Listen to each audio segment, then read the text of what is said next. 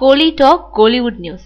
சென்டிமெண்ட்டுக்காக நடிச்ச AR Murugadoss, KS. Ravikumar, பேரரசு உள்ளிட்ட சில இயக்குனர்கள் தாங்க இயக்கும் படங்கள்ல எங்கேயாவது ஒரு காட்சியில முகத்தை காட்டிடுவாங்க. அது மாதிரி தான் இயக்குன 7ஆம் அறிவு, துப்பாக்கி படங்கள்ல ஒரு காட்சியில தோன்றி நடிச்ச ஏஆர் முருகதாஸ் இப்போ முதல் முறையா இன்னொரு இயக்குனரான திருக்குமரன் இயக்கியிருக்கும் மான் கராத்தே படத்துல ஒரு காட்சியில தோன்றியிருக்காரு. இந்த படத்தை எஸ்கே ஆர்டிஸ்ட் நிறுவனத்தோட இணைஞ்சு தயாரிச்சிருக்கும் முருகதாஸ் ஓபன் தி டாஸ்மாக்ன்ற பாடல்ல தோன்றியிருக்காரு.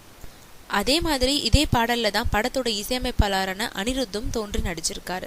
இதுல நடிக்கிறதுல முருகதாஸுக்கு ஆர்வம் இல்லாத போதும் ஏற்கனவே அவர் முகம் பாட்டுன 7ஆம் அறிவு, துப்பாக்கி ஆகிய 2 படங்களுமே ஹிட்ன்றதுனால அவர் நடிச்சா படம் ஹிட் ஆகும்ன்ற சென்டிமெண்ட்டை மனசுல வச்சு நடிக்க வற்புறுத்தினாங்களாம். அது காரணமா இதுவரை மற்ற இயக்குநர்களோட படங்கள்ல நடிக்க விரும்பாத முருகதாஸ் முதல் முறையா இன்னொரு இயக்குனரோட படத்துல தலை காட்டியிருக்காரு.